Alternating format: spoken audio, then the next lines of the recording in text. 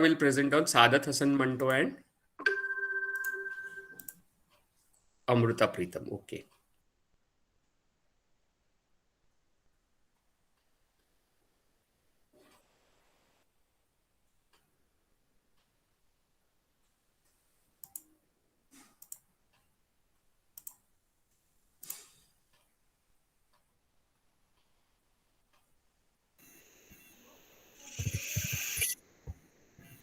So is my screen visible?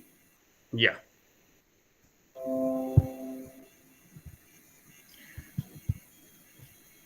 So my good morning. My name is Janvi. My topic is Ramayan. I would like to talk about Ramayan first. The Ramayana is in is an ancient Sanskrit epic attribute to the poet Valmiki and is important part of the Hindu canon Smriti.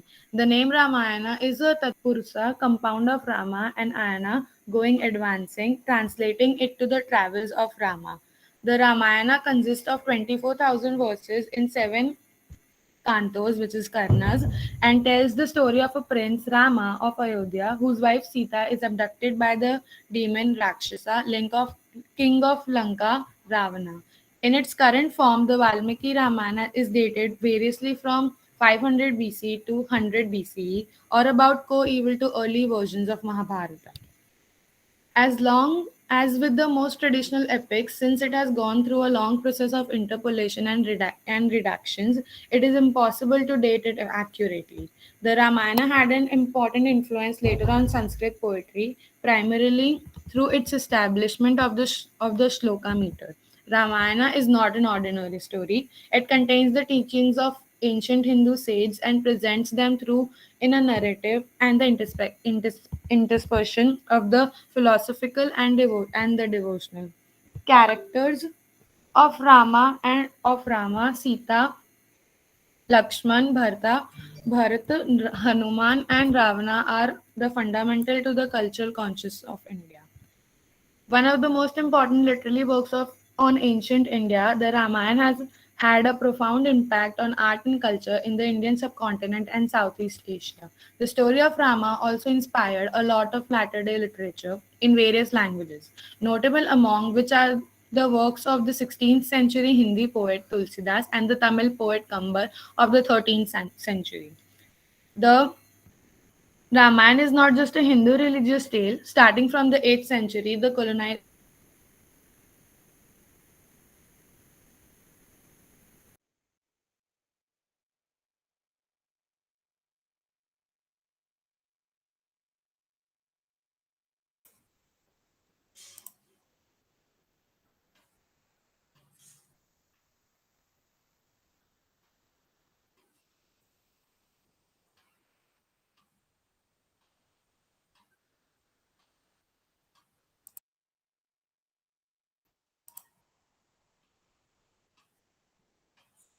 I think there is some problem at Janvi's end, technical, because I can't hear what she's saying.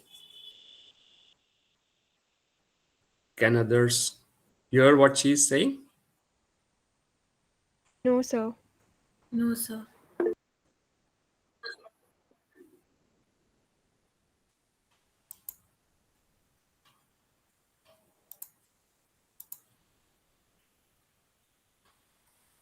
Yeah, she will rejoin probably.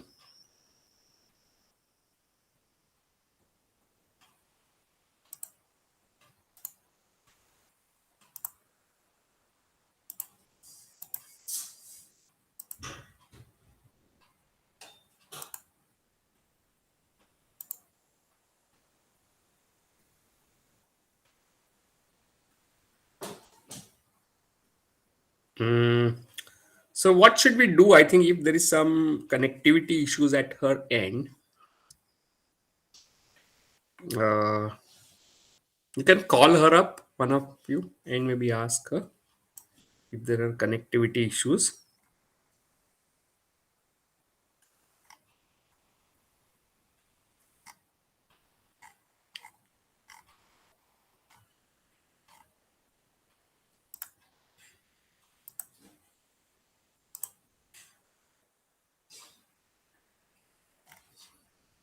So Does anyone want to take up from here and make a different presentation if there are problems at her end? Yes, sir, I can. Okay. All right.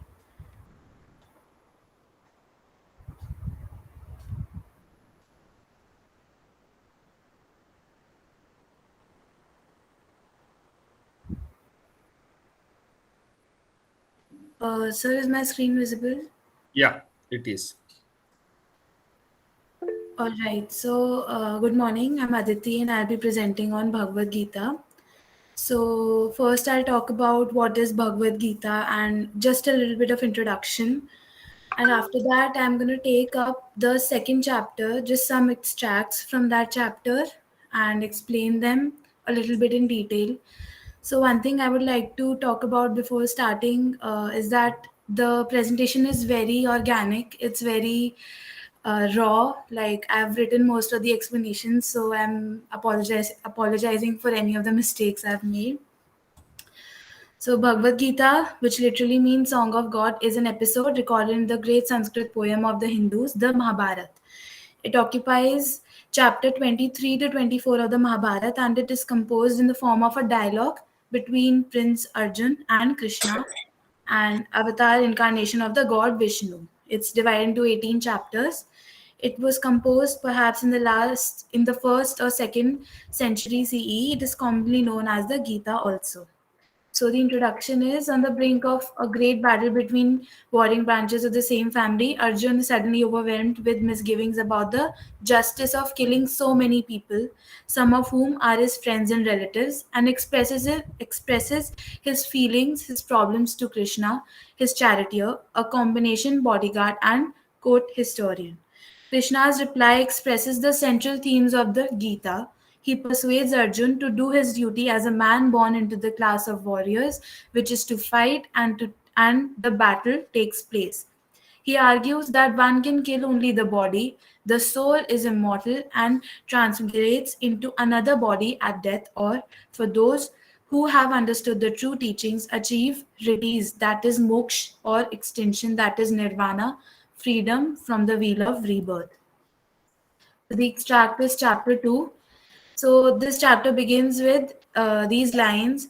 So it's basically that Arjun starts praising Lord Krishna, the supreme personality of Godhead. So when we read Bhagavad Gita, the explanation, we come across this reference to God, that is the supreme personality of Godhead. So there are several names that Lord Krishna has been referred to as. So one of them is the supreme personality of Godhead. So Arjun requests him to show his divine self, his real identity, and in this feeling of distress, he requests Lord Krishna to help him fight the battle, and he's in a lot of dilemma as to whether he should fight the battle or not. So all of this is being recited by Sanjay to Dhritarashtra in the presence of the Lord, and Sanjay recites all the beauties of the Lord, the staggering features he possesses. So when we read this extract, with myriad mouths and eyes, innumerable wondrous beings showing forth, countless divine ornaments, and all kinds of heavenly weapons, wearing celestial garlands and garments, anointed with divine unguents. Everything was filled with wonder, the God without limits, his face ubiquitous. So basically, Sanjay is describing this to Dhritarashtra. Then Arjun sees the whole universe in the Lord, every life form, every substance, all forms of limitless powers. I see all the gods in your body, O God, and hosts of creatures in all their distinctions. Four-faced Brahma, Lord of the lotus throne, the seers and all the celestial serpents. So Arjun is awestruck by the beauty of the universal soul. Arjun says that no one is above him or equal to him. He is the supreme person, the highest form of life. He is Brahma, he is Shiva, and he is the symbol of eternity, knowledge, and bliss. So he is Lord Govinda, from whom many incarnations of Godhead expand. He is the universal soul, the soul from which the other individual souls come from. That means that all the universal souls are a part of him. We come from him, we would merge into him, we are him. So Arjun talks about the oneness of sentient beings with the Lord. So this extract, I see you without beginning, middle, or end, with infinite volatility and infinite arms, moon and sun your eyes, blazing fire your mouth, the whole universe burns with your brilliance. I feel like this is one of the most beautiful texts from Bhagavad Gita. It describes the indestructible beauty of the Lord. The extraordinary usage of the words really get me. For example, the expression moon and sun your eyes. So moon and sun are the two extreme forces of nature, and the way they've been used with each other is one of the most interesting things. This extract portrays nothingness and the presence of the Lord, seeing more than this his body, giving up the material conceptions. Burns with your brilliance. So this basically means his power, his intelligence, love, and his perfections. So after that, after praising the Lord, here comes that many incarnations enter to witness his reality, praising him, singing the songs of glory. Here, Rudras means mortals of Shiva, Adityas means children of the supreme goddess, that is Aditi, and all forms, gods and goddesses, demons gaze upon the Lord with amazement. At the sight of Lord swallowing the world, Arjun requests the Lord to show his all forms. So now, after his beautiful side, like after all the beautiful things about him, he starts to show his other side as well to Arjun. And at this side, Arjun requests him to explain this vision.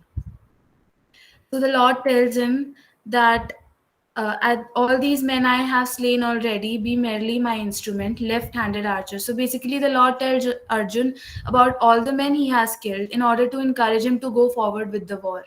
This text portrays the undeniable qualities of the Lord to stand against the wrong, the evil. This is symbolized as his cruel side too, the one where he fought with his enemies in order to save innocence. Now this is the last verse of this extract.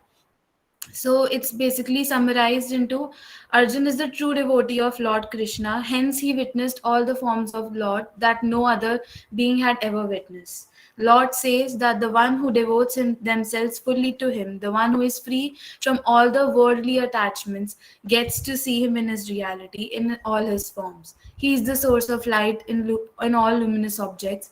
He is beyond the darkness of matter. He is knowledge. He is the object of knowledge. He is situated in everyone's heart. Thank you, sir. That's it. Yeah. Okay.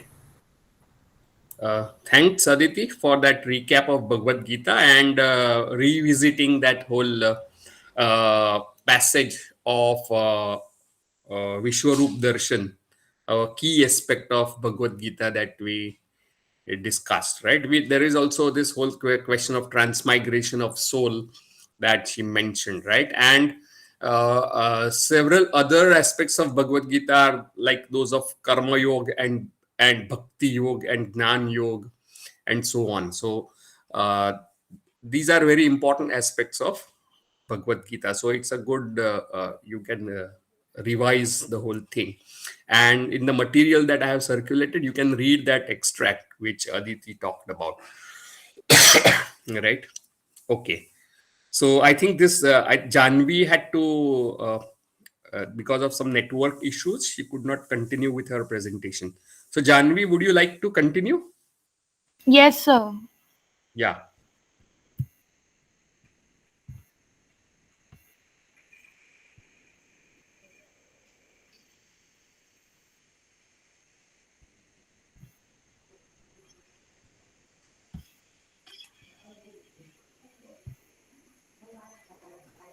So, so shall I continue from where I left or from the starting I should start? Yeah. Yeah. Where you left off, right? Okay. So I was at Balakanda, Book of the Young Rama, which details the miraculous birth of Rama, his early life in Ayodhya, his slaying of the demons of the forest at the request of Vishwamitra, and his wedding with Sita. Ayodhya, Book of Ayodhya, in which Dashrath comes to grief over his promise to Kaikeyi and start of Rama's exile. Aryana, Book of the Forest, which describes Rama's life in the forest and abduction of Sita by Ravan. King Kishkinda, Book of Kishkinda, the Vanar kingdom in which Rama befriends Sugriva and Vanar army and Just begins the one search correction, for correction, Janvi, and for everyone. yes, The last yes, A at the end of almost all Indian terms is not to be distinctively pronounced. Like it's not distinguish, Sundara yes, sir. Kanda, right? It's the Sundar Yeah, Kand it's or Sundarkand. Yuddha Kand. Yeah. But So in it's written not form we have Rama, to it's write it Ram like that, right, sir? and Krishna. But in Huh. written form we That's have to because write in like that, English, right? yeah. But in pronunciation, we Yeah, don't okay. do Thank you, that. sir. That is for It's everybody, not Sundarkand. just for Okay, me. yeah. Hmm.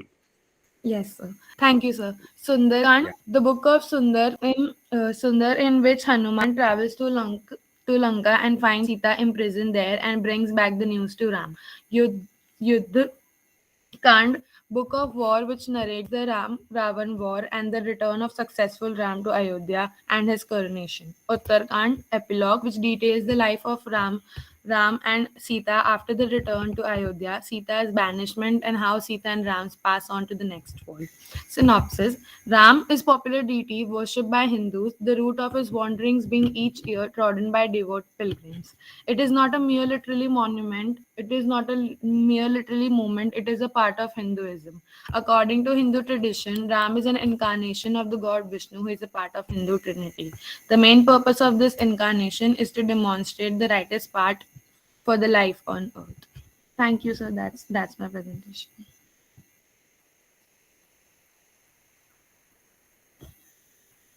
So good. So I think that was a good recap of Ramayan, right? So we discussed all these things in the early classes. So it's a good idea to revise all this once again. And some of the important salient features of Ramayan is that there are several versions in all Indian languages with some differences in them, right?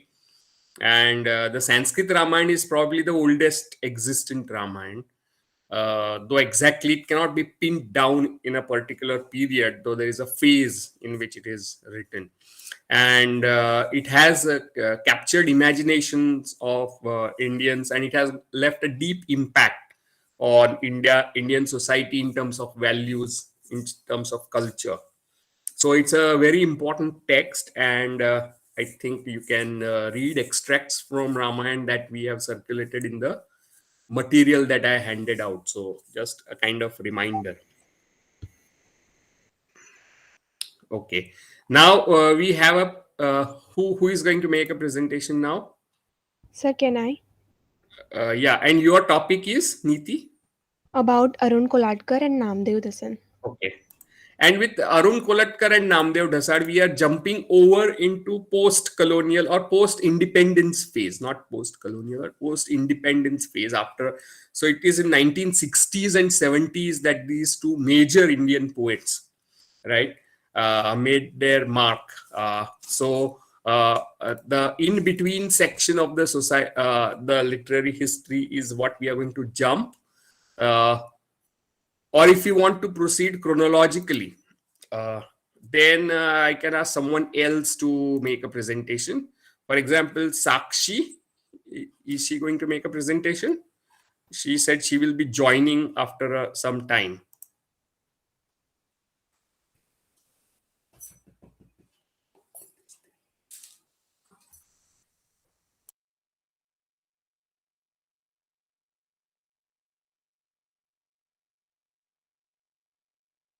So what do you want to do? Uh,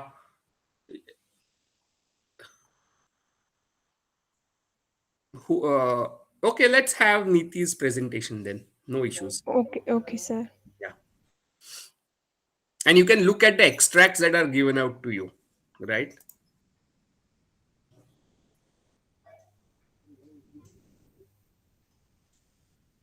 on Arun Kolatkar and Namdev Dasar.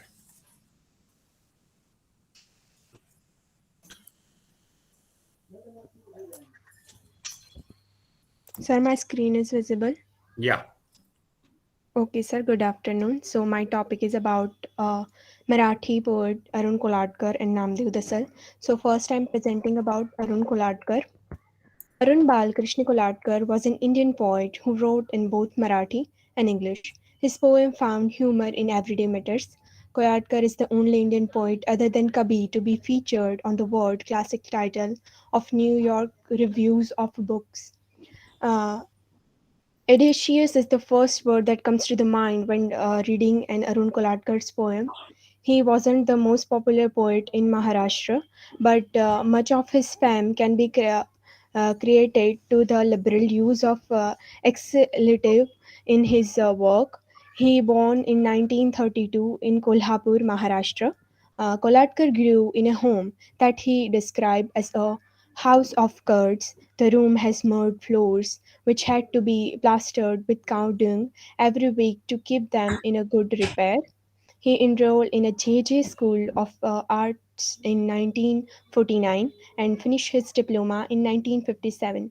A graphic designer by profession, he earned his reputation in a advertising world, and it wasn't until the 1960s that he began to write. Kolatkar, with his two-headed pencil, was one of pioneer of modern poetry in India. His work is reflective of other contemporary poets such as Vilas Sarang, Dilip Chitre, and Vinda Karandikar, a critic of post-colonial Indian, combined with a dark humor, was an unmatched skill he possessed. His early years in Mumbai were poor but eventful, especially his life as an upcoming artist in the Rampart Rao neighborhood where the Artist Ed Fund Center was located. Around this time, he also translated Tukaram into English. This period of struggle and transition he been captured in his Marathi poem, The Turn Around, Bombay Made Me Beggar, Kalyan gave me a lamp of jaggery to suck, in a small village that had a waterfall but no name. My blanket found a buyer, and I faced on a plan ordinary water.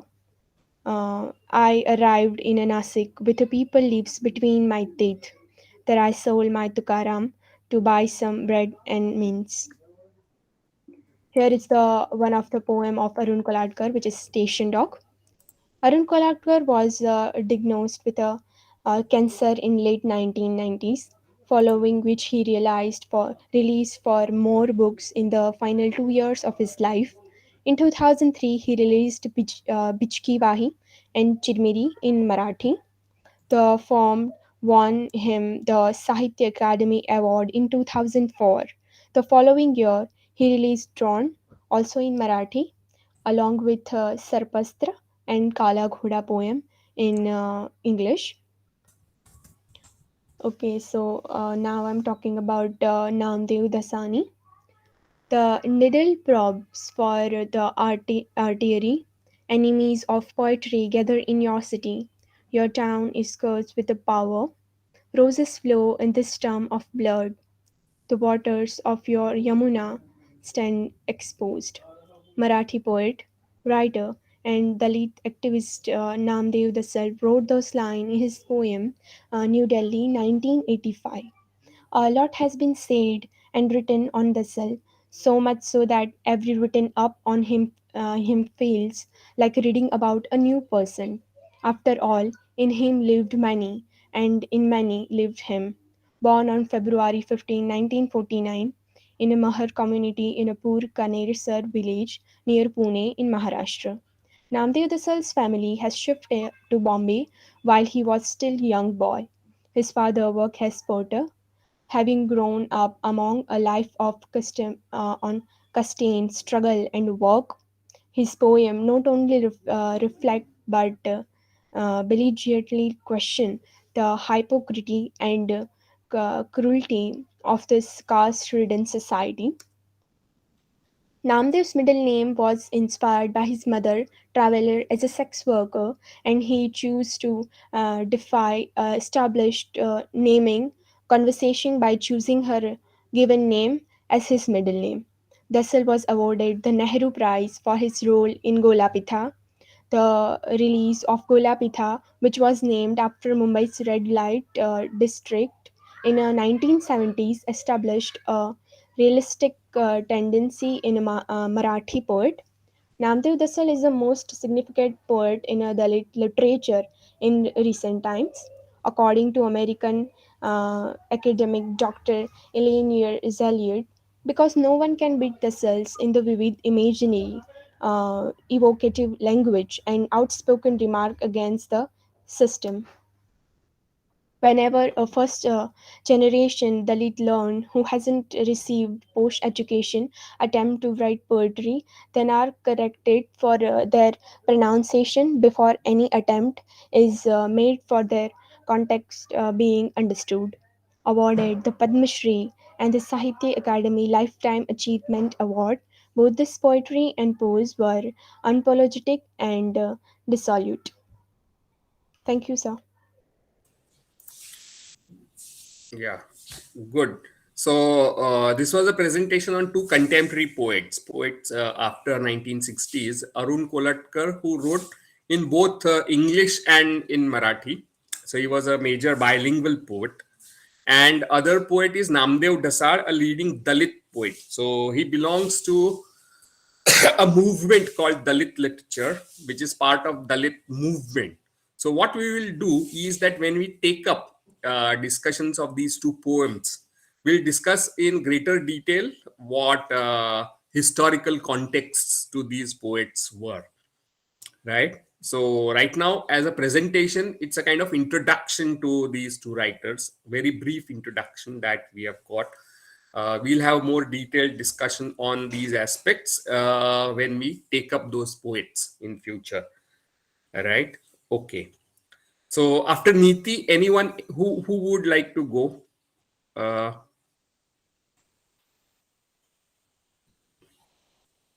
Who will make a presentation now? Sneha? I'm waiting for Sakshi as well because Sakshi said that she will join us after some time. Sir, can I present? Okay. I think you can, Deepika. And what is your topic? Sadat Hassan Manto and Amrita Preetham. Fine, fine.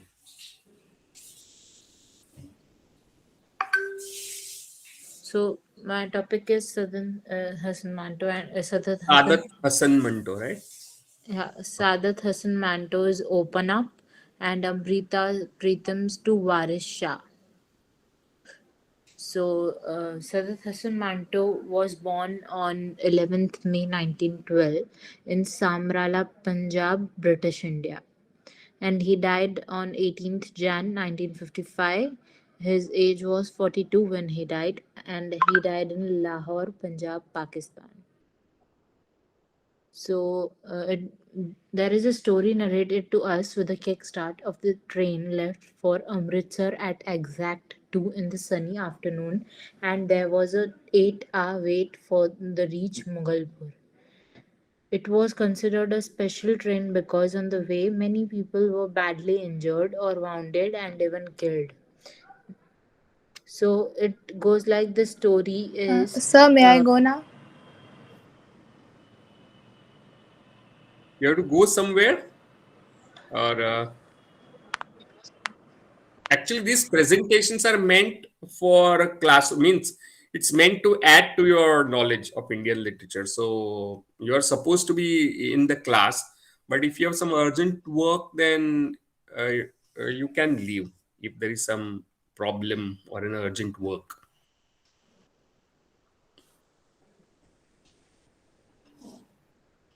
So I leave that to you, right?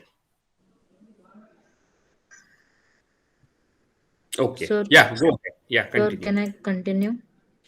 Yeah, please continue. Okay, so at 10 o'clock in the morning, when Sirajuddin opened his eyes, Sirajuddin here is a father of a daughter whose name is Sakina, and when the partition happened, they took a special train, and they wanted to go back to India, but there were many deaths and murder happening in the train. With a lot of courage, he opened up his eyes and saw up the scorching sun and got a reality check with all thoughts running back in his mind of all the riots, confusion, murders, and whatnot. After that reality check, with his senses growing back, he started running on the every dust of the camp to search for his daughter Sakina, screaming every bit of her name in every corner, and not only many of them were searching for some or the other, but after no clue of his daughter, he sat down and was thinking that when he got separated from his daughter, and his wife died at the incident when they were taking the train, and he remembered his wife's last word that Sakina, please save Sakina from all of this and run here, leave me, I will manage my own self. Sirajuddin had nothing in his mind except thoughts running around. He wanted to cry, but no tears fell. He wanted sympathy, no one did. Then he found some heavy 8 young men who helped him to search for her daughter, and they managed. Just days went by, and by description, there was no girl found. So, with a heavy risk in a truck with guns, they left for Amritsar, and there they barely rescued many people and got them to a safer place. Then days pass out, and finally they saw a girl who was looking like Sakina, and they asked her that, "Are you Sakina, daughter of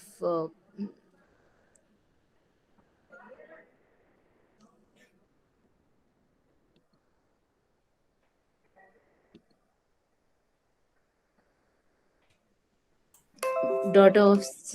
Sorry, sir, some network issues here. No, it's no problem. Go ahead. So yeah, they asked her that, "Are you daughter of Sirajuddin?" She reacted, "Yes, she is daughter of Sirajuddin," but she was in fear that they would take them to his father, or they would also, scare them. So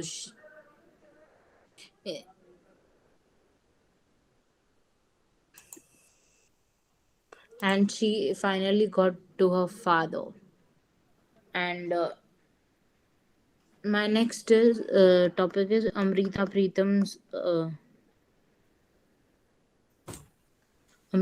Pritam's to Varis Shah. This is a poem written by the author Amrita Pritam. It is exactly not same like Open Up, but it is somewhere around same like Open Up. He wrote a poem that is, a daughter of the Punjab once wept. You wrote a long story for her. Today, millions of daughters with Varis Shah, they are calling you. O friend of sorrow, look at the Punjab.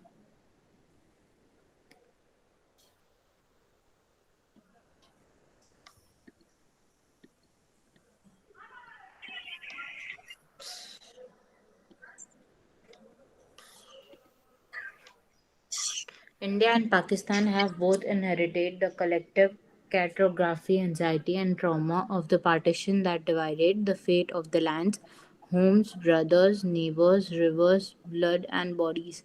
Amrita Pritam, being the first female modern Punjabi writer, self assigned herself as a revolutionary rebel who reimagined the new meanings of partition, trauma, women's identity, gender, nostalgic humanity. Amrita Pritam Punjabi poem to Waris Shah. It is translated into English by Khushwant Singh in 1982. Pritam gets hailed as the modernist literary heiress of the Punjabi Sufi poet Waris Shah. Amrita Pritam, in her elegy to Waris Shah, attempts to wake her deceased idol, forcing him to listen and witness the India Pakistan partition of 1947 that costed the heart breaking wails of millions of daughters like Heer, the daughter of Punjab. Amrita Pritam composed the Sufi styled poetic life writing as a partition refugee mother migrating from Gujranwala, Pakistan to India. It documents her escape from the dilapidating domestic chambers of the partial and partition traumas through the re- representation of the unseen and unheard memories of the margins along the partition borders. Pritam's poem sent a shock wave ahead of time, nagging the cozy readers to re-experience the raw barbarism committed during partition. Thank you, sir.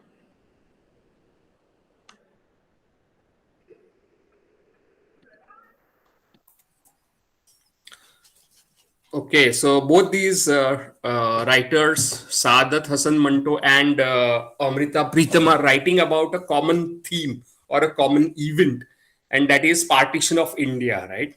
But one is a short story and other is a poem by Amrita Pritam, who is one of the most famous Punjabi poets. Uh, and Saadat Hasan Manto is one of the renowned Urdu short story writers. And maybe some months ago, there was also a film called Manto. I don't know if someone knows about it or has seen it, where his stories were used to tell his story of his life, right? So if you haven't watched that film, you can watch that film called Manto, and it's made by Nandita Das. The story Kholdo, Deepika, okay, what did you think about it? How does it end? What's the theme of the story and what is it about? Sir, Amrita Pritam's story? No, Amrita Pritam's poem. You were talking about Saadat Hasan Manto's story. Yes. Kholdo. Hmm. So his story is basically of a father that he's scared for her daughter, that where her daughter left, and how can he go back to her daughter and find her daughter. Right. And how does it end? What's the meaning of the last paragraph? He finds her daughter finally by the help of some men who got to Amritsar and took her daughter back to her in Pakistan, Lahore. Hmm. So how does it end? What is the meaning? I don't know if you have it in front of you. What I will do, I will share this screen and maybe others can take a look at it. Okay.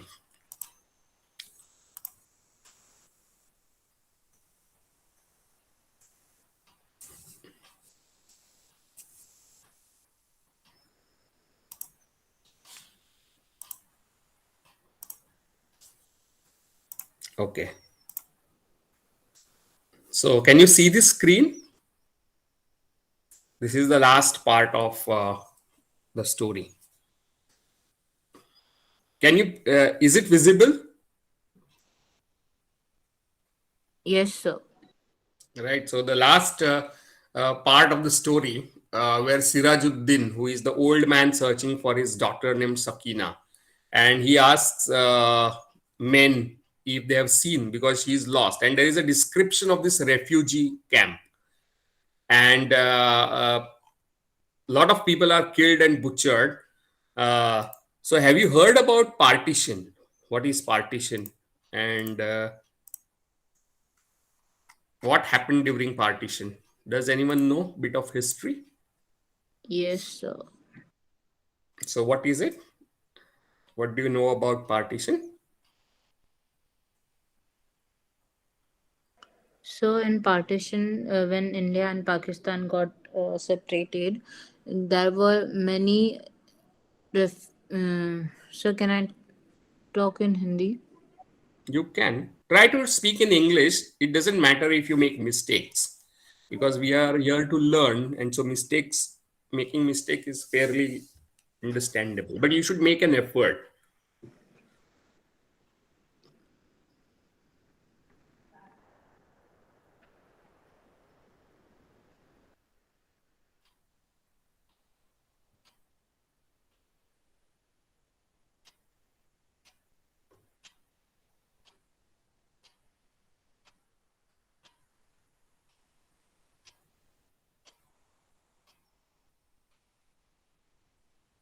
Yeah. Anyone else knows something about partition in India? Have you studied something about it in your school? Sir, can I? Yeah. Yeah. Go ahead. I have not particularly studied it, but during that time, the Hindus who were in Pakistan side were traveling, they became refugees and they were traveling to India.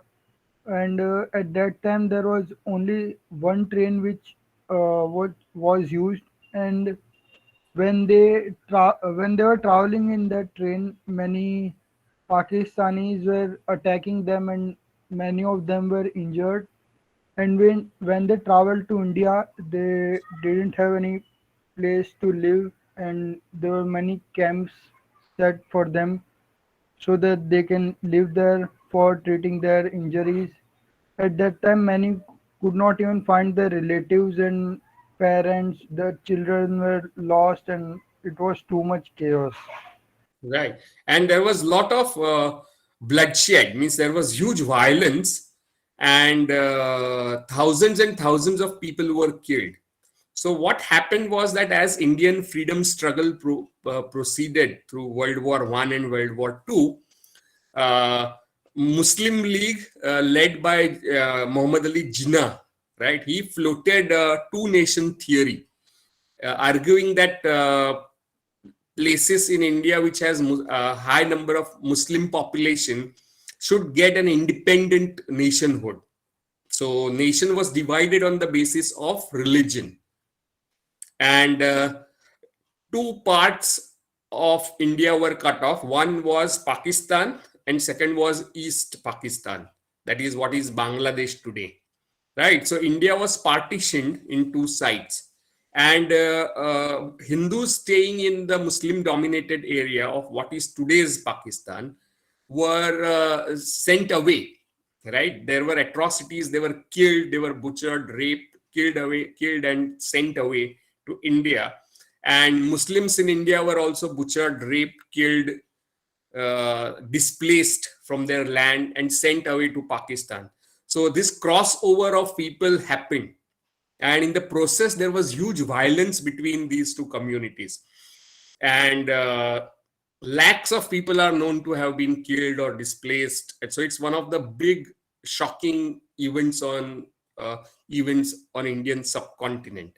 So the literature of this period, that is in 47, so 1 year before independence of India, you have the process of partition playing out, and British did not have any inclination or uh, strategy to deal with such a situation. So they randomly drew a line called McMahon line for China, and there is another line that they drew, and that resulted in, as Udit was saying, huge chaos about the things. And the properties were divided, armies were divided, wealth in the government treasury was divided, right? So that was a huge catastrophe based on religious fanaticism on by the both the communities.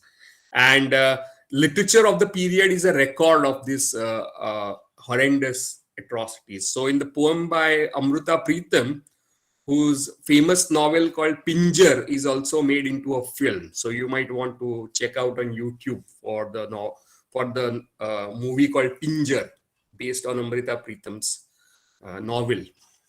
she writes in this poem to Waris Shah, who was a famous Sufi poet who wrote about Heer and Ranja and a love story about why are you still in the grave? Why don't you come back and speak for thousands of women who are destroyed by partition? That's the theme of the poem. While this story by Manto deals with this man called Sirajuddin, who is looking for his daughter Sakina in the uh, refugee camp. And when he finds her, she is almost dead, and doctor is looking at it, at her body. Right? So, is the screen visible? So Sirajuddin identifies the mole on the pale cheek and shouts Sakina. And doctor who had put on the light in the room asked Sirajuddin, "What's the matter?" All Sirajuddin could say was, "You see, I am that is I am her father." The doctor looked at the body on the stretcher and took pulse. And pointing to the window, the doctor told Sirajuddin, open it up, khol do, khidkiyan khol do. That's what he says.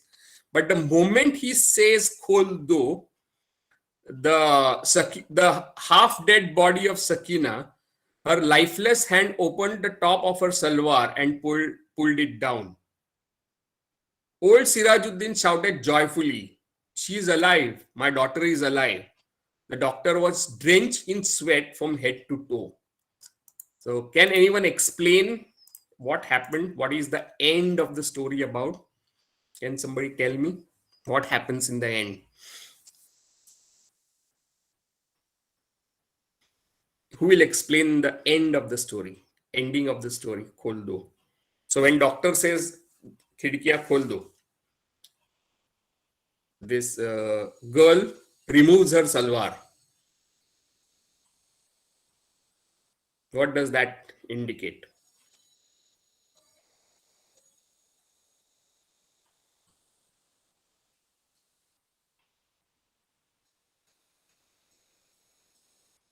Anyone? Deepika, Udit?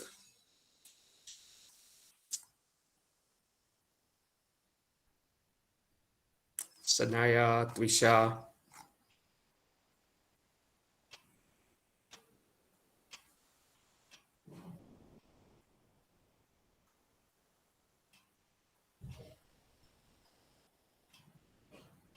Any guess? Jasween?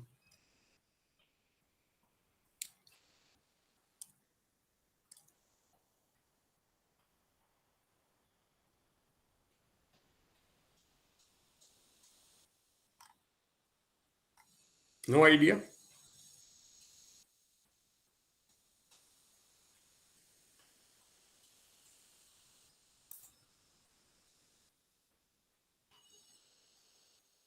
Okay, then let me tell you what happens. What happens is that this girl whose half dead body is brought to the hospital, right? And father identifies that body.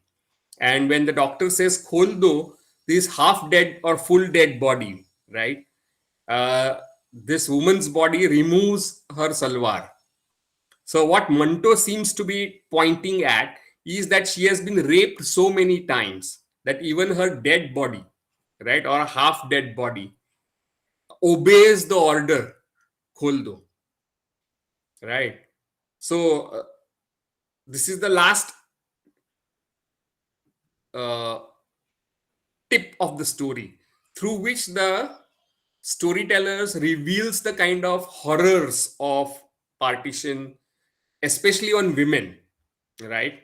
How women were targeted and raped by people from both the sides, both the religions. And that horror is captured in this uh, action very indirectly, right? So, this half dead body removing her salwar is a sign of the fact that she has been raped so many times before her body is found that even her dead body obeys the order, or half dead body obeys the order. The old Sirajuddin shouted joyfully, "She is alive. My daughter is alive," he says. but doctor was drenched in sweat from head to toe. So what do you think about this ending of the story? What are your reactions?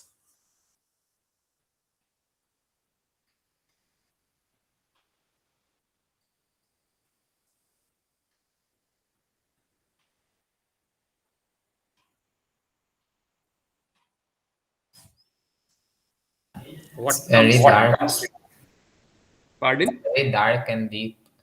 Very dark and deep. Like as initial readers, we're all like the father, no, who just sees this person is alive. We don't read into the what the author is implying. Yeah, right. So the implied meaning of, so one of the important things about literature is literature's meaning lies between the words, never in the words, right? And ancient poetic term is vakrokti or dhwani, right? So dhwanyarth, that is the suggested meaning of this text, is that the horrors of partition are revealed indirectly through a kind of trivial looking act of this half dead body, right, rather than being directly revealed. And Manto gained certain kind of notoriety writing about the shocking aspects of life which people refused to talk about in earlier times, like sex work, like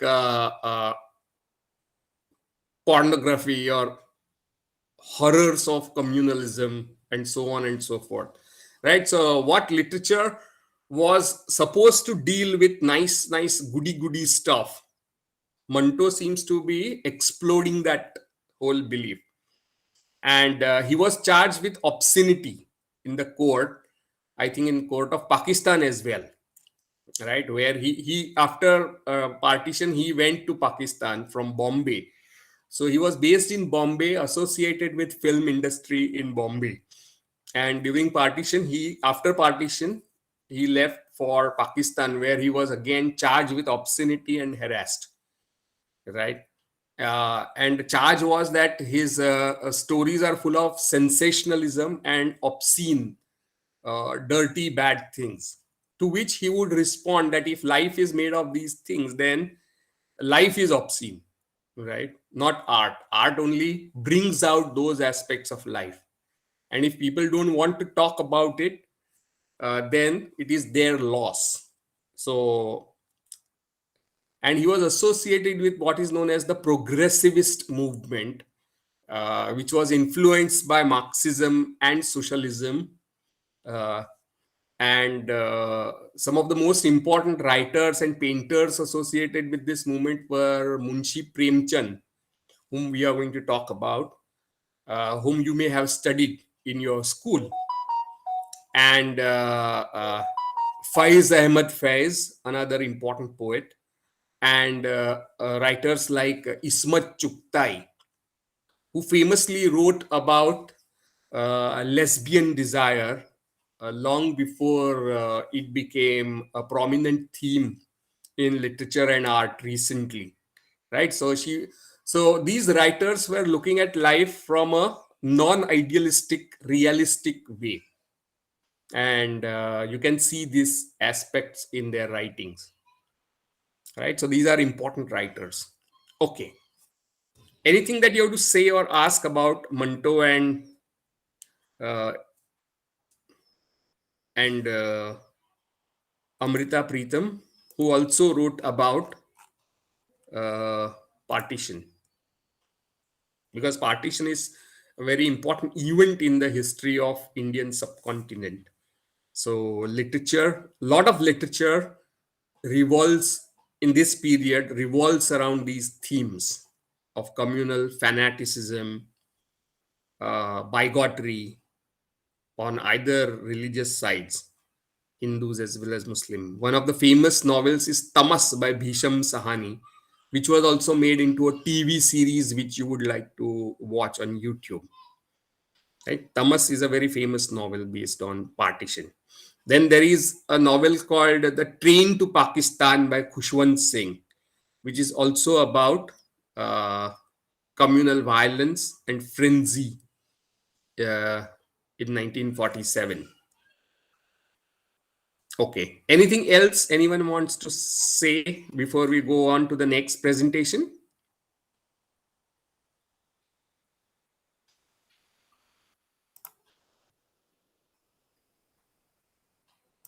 Okay. Who is going to make the next presentation? Sir, I am. Okay. Yeah. And Yeah. your topic Okay. is? Rabindranath and Ghalib. Right. Okay. So I'll present my screen now.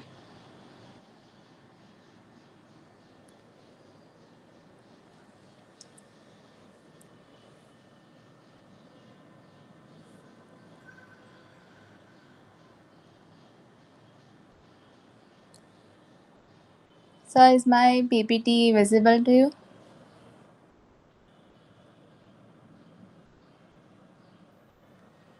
Yeah, it's visible. Okay, good. So I'm Sakshi Barot and I'm gonna be presenting about Rabindranath Tagore and Mirza Ghalib. First I'm gonna start with Rabindranath Tagore.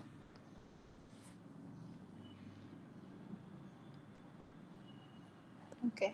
So Rabindranath Tagore was born on May 7th, 1861 in Calcutta, and he was a Bengali poet, short story writer, song composer, playwright, essayist, and painter who introduced new prose and verse forms and the use of colloquial language into Bengali literature, thereby freeing it from traditional models based on classical Sanskrit. In 1913, he became the first non European to receive the Nobel Prize for Literature. He was highly influential in introducing Indian culture to the West and vice versa, and he is generally regarded as the outstanding creative artist of the early 20th century. Rabindranath was the son of a religious reformer, Debendranath Tagore. He early began to write verses, and after incomplete studies in England in the late 1870s, he returned back to India. There, he published several books of poetry in the 1880s and completed Manasi, which is one of his very remarkable work, a collection that marks the maturing of his genius. It contains some of his best-known poems, including many in verse forms new to Bengali, as well as some social and political satire that was critical for his fellow Bengalis. Now, a prolific writer whose works range from poetry and songs to short stories and plays. Sadly, Rabindranath Tagore passed away on August 7, 1941. His love for humanity was depicted in his works, and he believed in universal humanity. Multi-faced personality, Tagore began writing poetry when he was only 8 years old, and he was only 16 when he released his first collection of poems under the pseudonym Bhawaneshma. Also, Rabindranath Tagore is only known person who has written the national anthems for three different countries. He wrote Janagana Mana, which is the national anthem of India, Amar Sonar Bangla, the national anthem of Bangladesh, and Nama Nama Sri Lanka Mata in Bengali for Sri Lanka.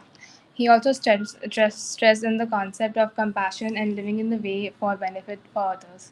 He has also created an educational setup called Shantiniketan, which I'll be talking about next on practical activities. And now here is a short description of the famous works of Rabindranath Tagore.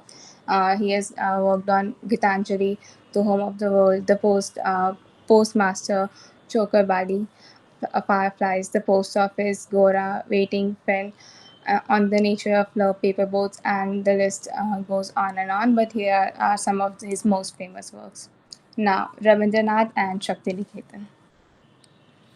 Rabindranath Tagore received his nickname Gurudev out of respect by his pupils and his very unique and special school, which he established in Shantiniketan, called Vishwa Bharati University. Shantiniketan was developed and founded by the Tagore family. This little town was very close to Rabindranath Tagore.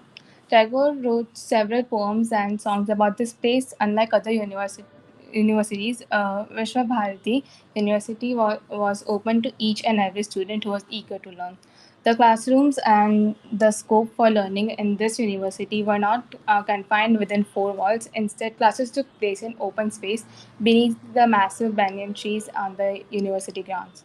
Till this date, this ritual of attending classes in open spaces is practiced by the students as well as the teachers. Rabindranath Tagore permanently moved to this school afterwards. Now, we're going to talk about Ghalib. So, Mirza Ghalib was born on December 27, 1797. He is one of the most read and quoted persons when it comes to Urdu poetry. Ghalib is considered to be the last great and influential poet of the Mughal era. Originally, his pen name was Ashad, which was drawn from his given name, Asabdullah Khan. He lived at the time of flux with the Mughal Empire on the cusp of decline and the British Empire on the rise.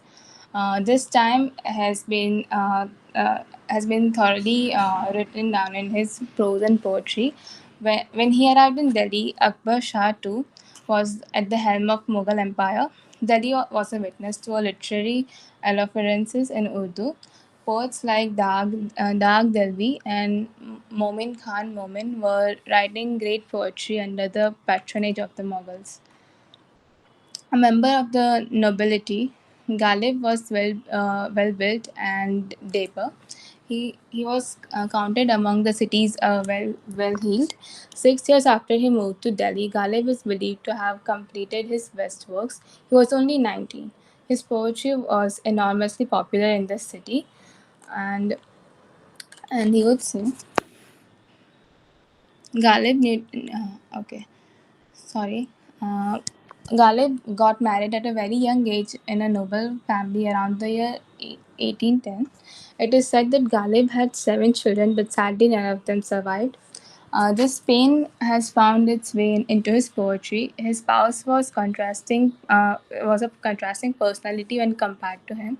She was a God fearing and very reserved person as compared to Ghalib, who was carefree and unrestricted person. It is said that Ghalib had a weakness for drinking and gambling. These two vices were something that he was truly fond of in his lifetime. Though gambling was considered as an offense at that time, Ghalib never seemed to have bothered about it. He himself said that he was not a strict Muslim. And in true sense of the term, Ghalib also had a scandalous affair with a courtesan who was a fan of his poetry. Now, moving on to his major works as a royal poet, Ghalib was one of the important poets in the court of Bahadur Shah Zafar II. He honored Ghalib with his royal titles of Dabar ul Mulk and Najm ud Dullah. These titles ensured Ghalib's entry into the nobility of Delhi.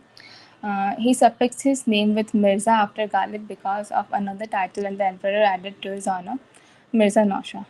Bahadur Shah Zafar was a great poet himself and was very interested in writing and reciting poetry.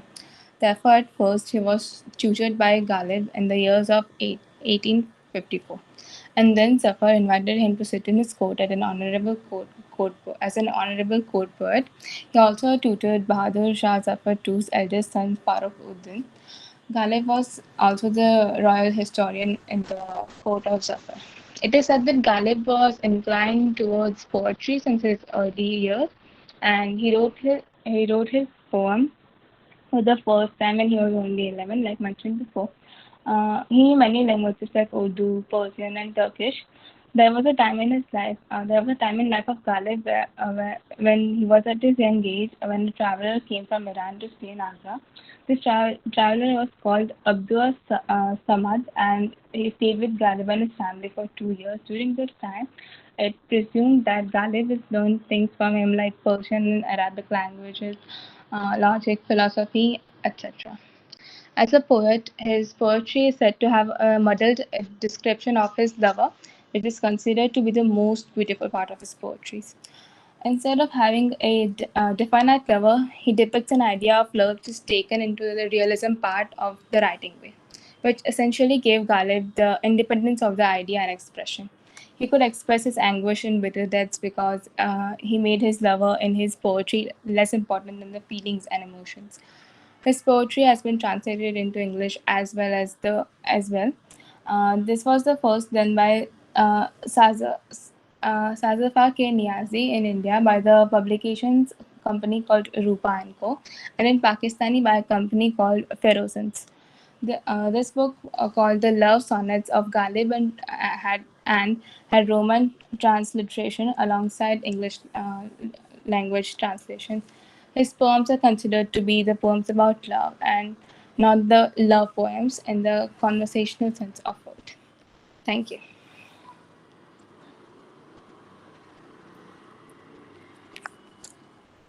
Yeah.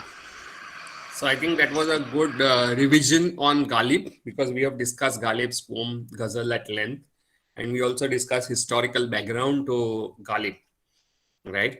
And plus, she also told us a bit about Rabindranath Tagore, one of the most important writers in India, because he's only India's resident writer, means who was completely part of India, not a kind of person who was NRI, right? So he was an Indian writer who won the Nobel Prize, not the Indian author of Indian origin, but full Indian author. So he's probably the only Indian writer who has won Nobel Prize for literature in India. Right. So that kind of international recognition that Tagore had. Apart from that, he's also very important in terms of his short stories, poems, plays, novels, which are also very important, and his art and painting.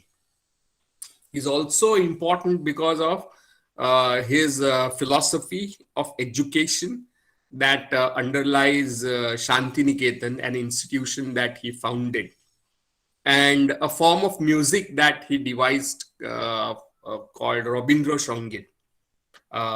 So you can see that he was a multi-faceted, multi-talented, multiple kind of sides to him. So he is a genius probably of Indian art and literature, because he seems to have his mark left on every aspect, whether it is drawing and painting, novels or poetry or fiction, or even education and music, right? So that's the importance of Tagore. So we'll be studying a text by Tagore. We will be looking at one of his story called Hungry Stones, right, in one of the classes. But before that, is there any presentation left? I think Sneha is left, right? No, so I'm here. Right. So will you make the presentation? Yes, sir. Is anyone apart from Sneha is left for presentation?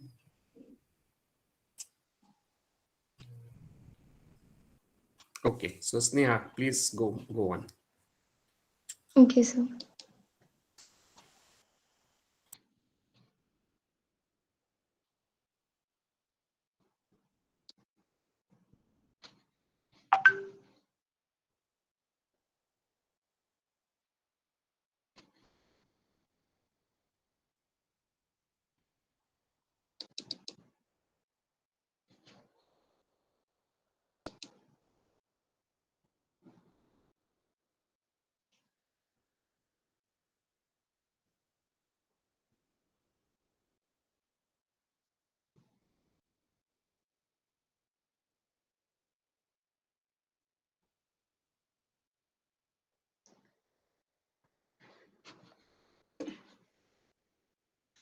So,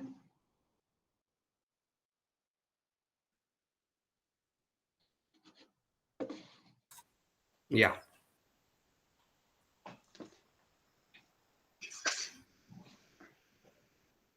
good afternoon.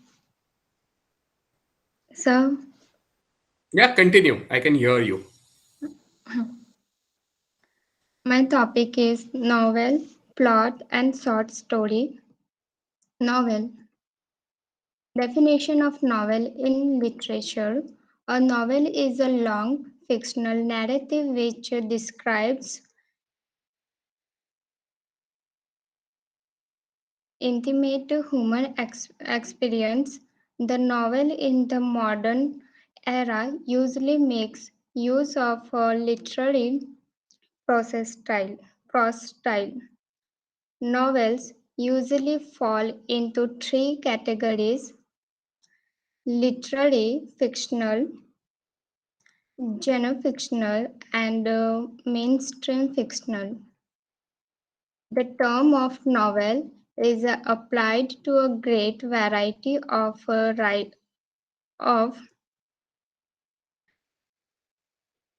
writing that have in common only the attribute of being extant work of fictional written in prose. As an extant narrative, the novel is distinct from the short story and from the work of middle length called a novelette. The term of the novel in most European language is Roman, which is derived from the mm, medieval term the Romance. The English name for the form is derived from the Italian novella, which was a short tale in prose. Novella is often used as an equivalent for novelette. The development of the novel owes much to prose works which, like the um, picaresque story, were written to deflect romantic or idealist fictional forms. The The credit for having written the first English novel of character or psychological novel is almost unanimously given to Samuel Richardson for his Pamela or Virtue Revolved. Pamela, like its greater and tragic successor, Richardson, Clarissa, is an epistolary novel. That is, the narrative is conveyed entirely by an exchange of letters. Novels may have any kind of plot forms: tragic, comic, uh, satiric, or romantic. The realistic novel can be described as the fictional attempt to give the effect of realism by representing complex characters with mixed motives who are roots in social class, operate in a developed social structure, interact with many other characters, and everyday modes of experience. Realistic novel focuses on the customs, conversation, and way of thinking and valuing of the upper social class. It is often called a novel of manners. The social novel, also known as the social problem novel, is a work of fiction in which a prevailing social problem, such as gender, race, or class prejudice, is dramatized through its effects on the characters of a novel. Terms like disease, novel, propaganda novel, industrial novel, working class novel, and problem novel are also used to describe this type of novel. A recent development in this genre is the young adult problem novel. It is often called a sociological novel. The protest, sorry, the social protest novel is a form of social novel which places and emphasis on the idea of social change, while the proletarian novel in a political form of the social protest novel which may emphasize revolution. Proletarian fiction flourished especially during the Great Economic Depression of the 1930s. While early examples are found in 18th century Britain, social novels have been written throughout Europe and the United States.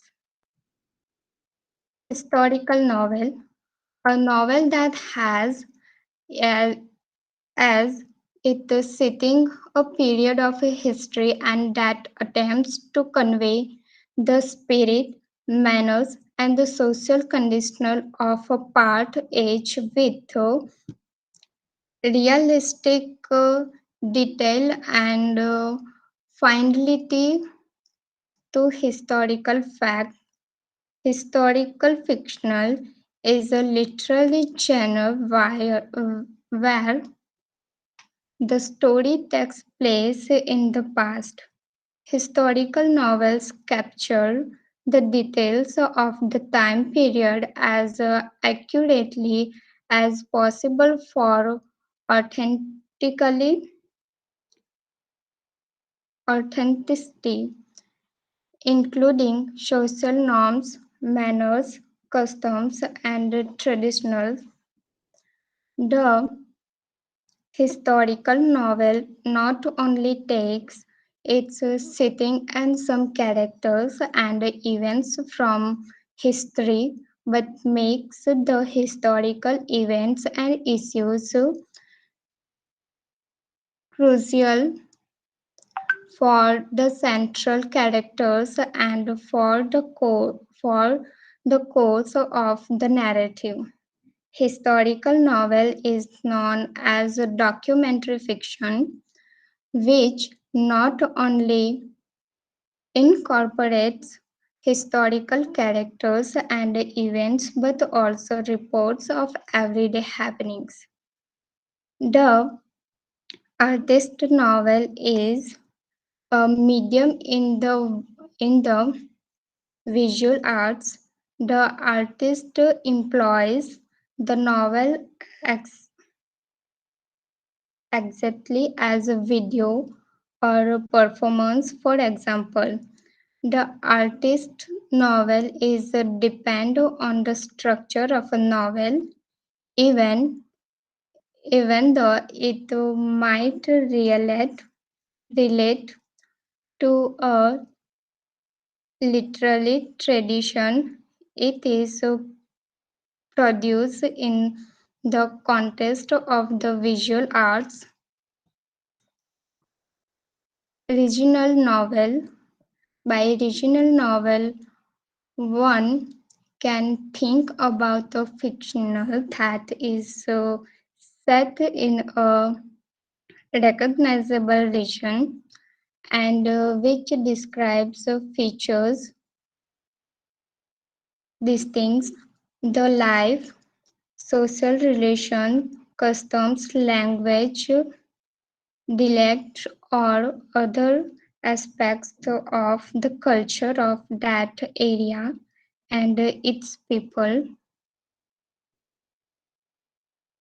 Anti-novel.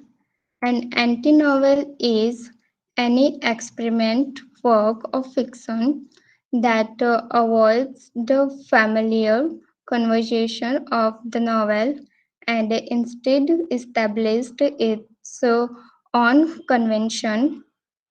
The anti-novel usually fragment and uh, distorts the experience of its characters, presenting events outside of chronological order and attempting to disrupt the idea of characters with unified and stable personalities. Plot. What is plot? In a narrative or creative writing, a plot is the sequence of events that make up a story, whether it's told, written, filmed, or sung. The plot is the story, and more specifically, how the story develops, unfolds, and moves in time. The plot in a dramatic or narrative work in consisted by its events and actions are these are rendered and ordered toward achieving particular artist and emotional effects. This description is deceptively simple because the action are performed by particular characters in a work and are the means by which they exhibit their moral and disposition qualities.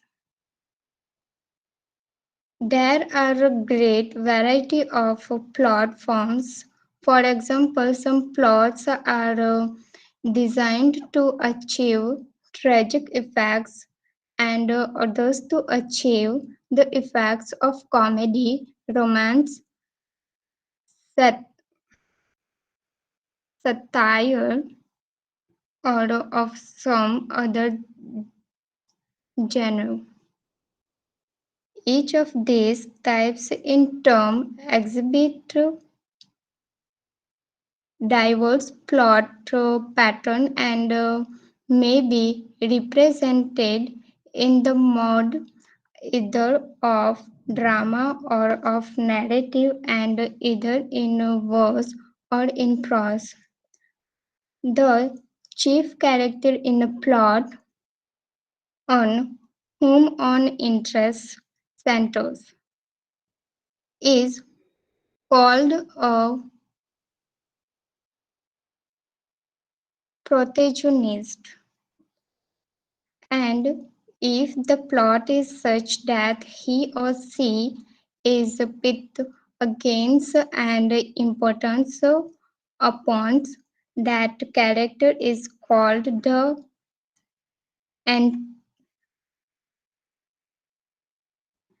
antagonist.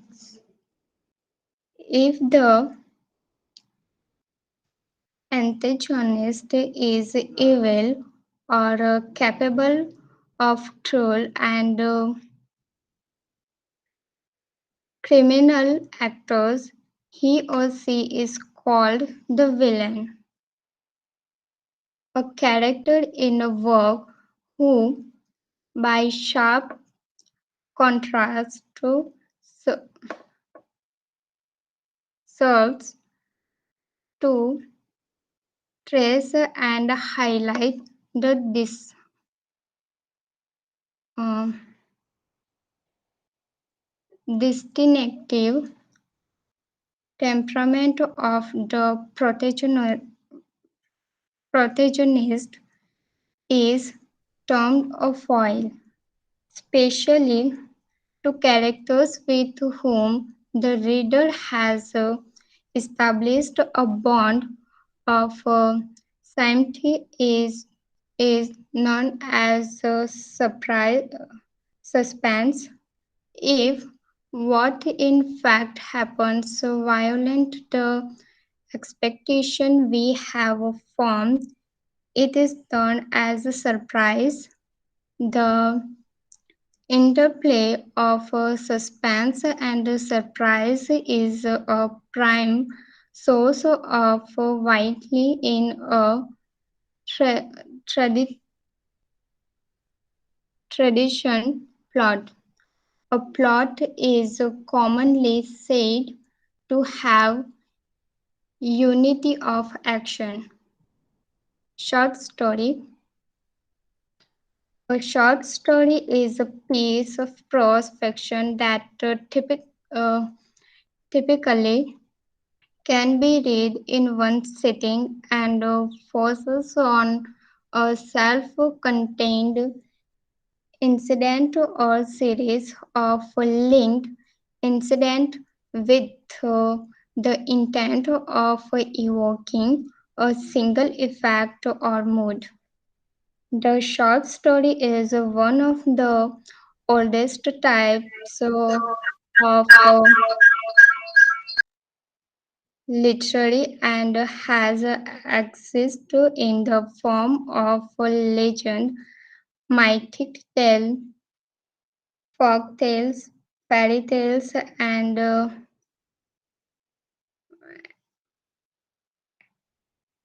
anecdotes in various ancient communities across the world. The modern short story developed in the early 19th century. A short story is a brief work of prose fiction, and most of the terms for analyzing the components, elements, the types, and the narrative techniques of the novel are applicable to the short story as well. The short story differs from the anecdote, the uh,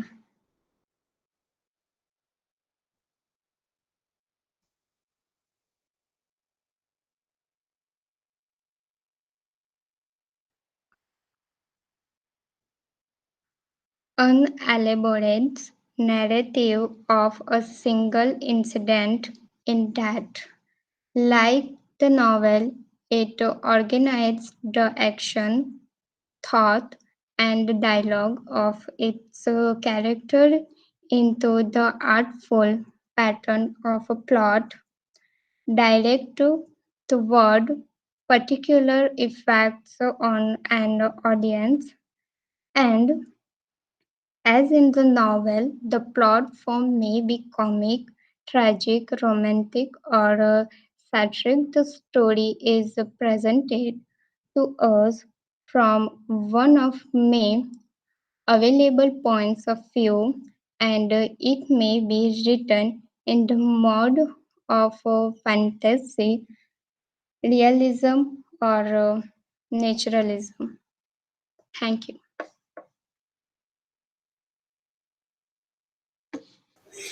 Okay, Sneha, good. So, what Sneha was talking about is very important. These are some of the ideas that we use in order to open up a fictional text for analysis, right? So, and one of the ideas that we have been speaking about right from the beginning of our class is that we are studying how to study literature. We are not actually studying literature. And in learning how to study literature, what we do is we use certain terminology, certain tools with which we could discuss literature. So this terminology is called literary criticism, and that is one of the reasons why I have given you the glossary. So if we understand what we mean by figurative language or figures of speech, or what we mean by irony, or point of view, or plot, character, and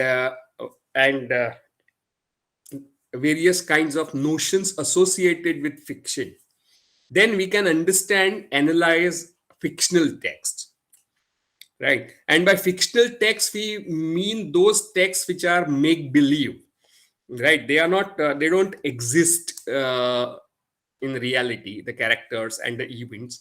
They are made up in words, right? Or in photographs, as in cinematic fiction. So narrative is a term that we use to describe a story, right? A technical term for story is narrative. That means it's told by somebody to somebody, right? It assumes somebody is telling a story to somebody. That's why it's called narrative. And some of the key terms associated with narrative is the idea of plot, which Sneha talked about. And plot is one of the key ideas, because when we read a novel or a short story, we are interested in finding out how it will turn out, right? Plot is something that keeps things moving for us. We want to reach towards the end. We want to progress as the time passes. So it's kind of movement that you start from page 1 to which leads you to page 35, 70. So plot is something that drives a narrative fiction, right? And plot is distinctive from series of incidents or anecdotes, as Neha was saying. Incidents just hanging together does not form a plot. Plot is usually a series of incidents which are related to each other causally, right? And very often, some scholars make a distinction between story and a plot. And one well-known author called E.M. Foster gave a distinction between story and a plot. So what is difference between story and plot? So according to E.M. Foster, a king died and then the queen died. That is a story. But what is a plot? Plot is the queen died because king died. So these are two important ideas, right? You can see that when you say queen died because king died, you're connecting the second incident with the first one. There is a cause-effect relation between the two incidents. So incidents are connected in a plot, right? While in a story, you can just tell what somebody is doing, kind of incidents that happen on the street. So incidents are connected by plot, right? And plot has this beginning, middle, and end. And that's a classical structure of plot that Aristotle used. And for Aristotle, plot was the primary thing that was of importance in a play. And he said that there is a beginning, and there is a middle, and there is an end. So in the beginning, something happens. There is a complication which gets more complicated. There are obstacles for a person's goals. And then finally, there is what he called danuma, or distangling of knots. Gant chodte jana. So that's the term he uses for the falling action. So he conceived of plot as having this triangular structure of beginning, middle, and the end. And that seems to have stuck on even in today's Western storytelling, whether it's cinema or whatever. And plot, according to Aristotle, had to be both probable and necessary. So everything in the plot, so even if you're showing a person turn into an ant, you have to make it probable, right? And that gives rise to what is known as science fiction, where you use scientific data to make something probable, which is apparently improbable. So you have mutants to explain certain things and whatnot. So you can see that Western storytelling tradition lays great emphasis on plot which has to be both probable and necessary. By necessary, we mean those things should be there which are important for the story. Unnecessary things should not infringe or enter the narrative, right? So you may be surprised why in Hollywood films there are no songs and dance sequences like you find in Hindi cinema, because according to Aristotle, needless things or those which are not connected to the plot should be cut out of the story to make it probable and necessary. While the storytelling traditions in India don't follow such a dictum from thousands of years, right? So now you know why there are songs in Hindi cinema and you don't have songs in Hollywood films, because there are two different storytelling traditions. The Hindi cinematic tradition draws upon folk storytelling traditions that we had in India, right? And that's why they look loud, and that's why they look melodramatic, that's why they look improbable, right? So the reason behind the differences in storytelling is because of two different cultural histories at work, something that you may want to think about. Another very important aspect of fiction is character. And by character, we mean an entity which plays an important role in the story. Now, when I say entity, it may sound a bit odd, because even a robo can be a character, right? Or even a computer can be a character, or an animal can be a character. So character in a story need not be a human being, but should have human-like properties, right? So character is that fictional being created out of the story, right? So whenever we tell a story, it's usually about someone and what happened to someone. So when we talk of somebody, you saw your friend in the group or whatever, you're telling a story about that person. So that person becomes a character in your story. And the way by which you depict a character in a story is called characterization, right? So next time when you're reading short stories, and in the next class on Friday probably, you will come having read these three stories that are there in the syllabus. One is Rabindranath Tagore's story, Hungry Stones. Second is by Premchand called Chess Players. And the third is Kholdo, which we just discussed in a nutshell. So these three stories, you have to come having read, keeping an eye over these things, right? So you may want to look at the plot, how plot is constructed in a story. That is, how the stories, various incidents lead to other incidents. Yeah, names and the authors. I have given you the materials there in the syllabus. It is Premchand's short story called The Chess Players or Shatranj Ke Khiladi. And then there is a story by Rabindranath Tagore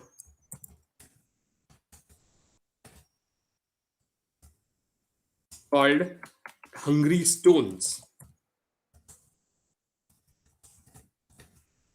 And the third is Saadat Hasan Manto's short story,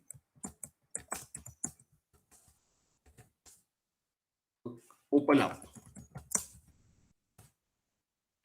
Right. So when you look at these three short stories, you will look at how plots are constructed. And you will also look at characterizations, how characters are depicted. And again, a well-known novelist called E.M. Forster, who made a distinction between plot and a story, also goes on to make a distinction between two types of characters. One is the character that changes at the end of the story. So in the story, the person in the beginning is not the person in the end, right? So story is about this transformation of a person. or the character. So such complex characters which are not stereotypical, right? Very often we'll look at stories which are full of stereotypes. That means if person belongs to a particular community, that person is like that.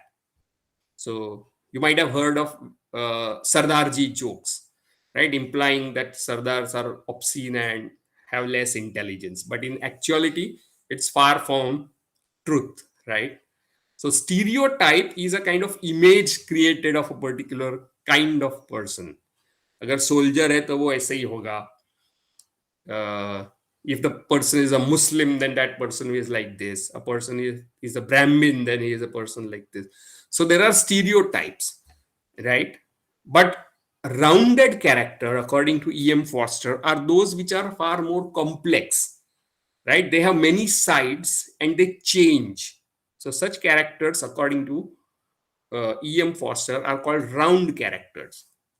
And the characters that do not change, right, which are unidimensional, are called flat characters by E.M. Foster. So when you read up these three stories, you might want to ask which of these characters are rounded and which of them are flat, right? And another set of terms that Sneha used was protagonist and antagonist, right? So we don't use characters like heroes and villains so much because that comes with a value judgment that somebody is a hero.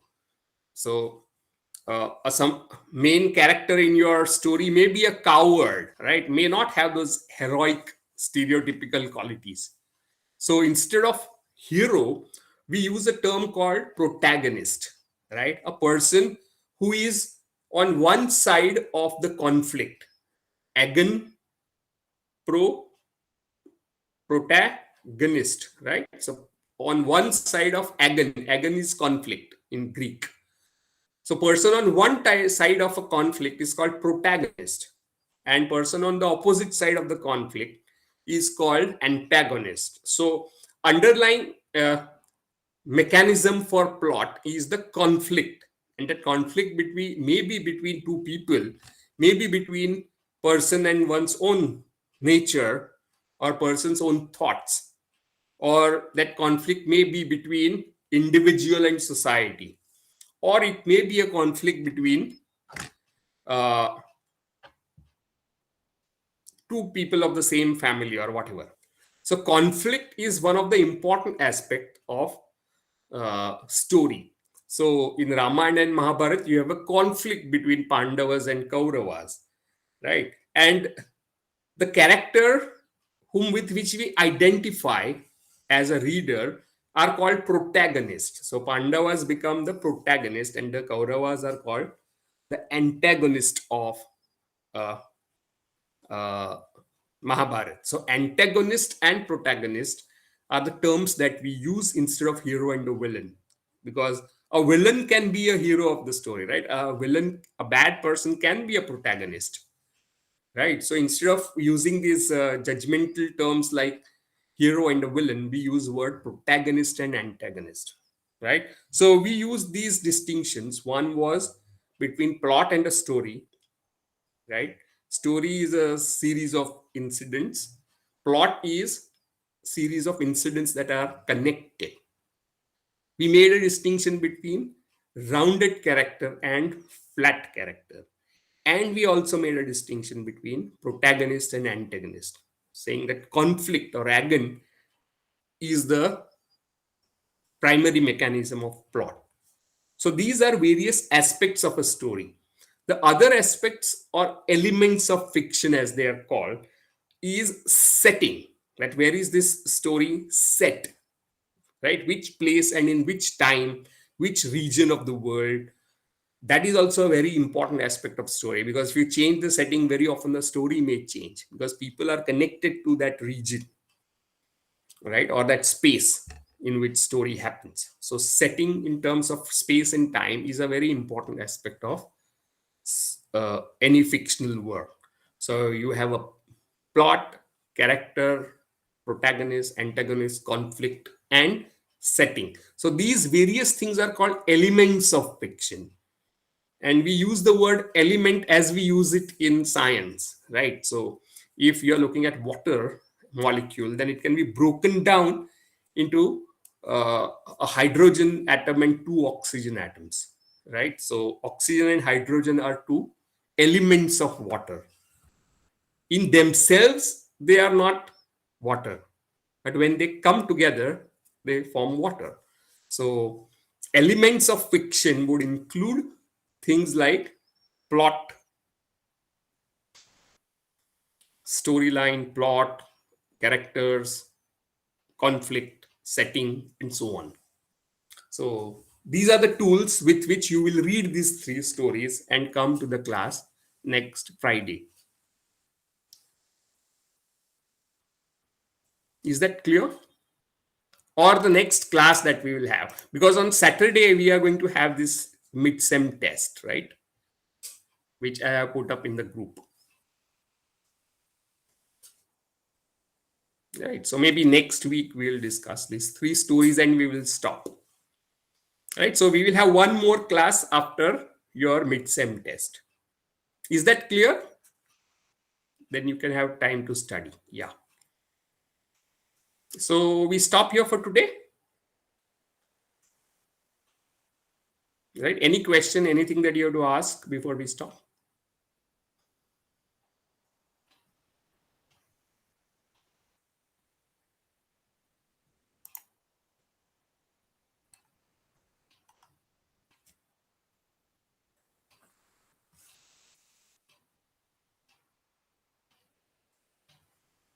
Okay.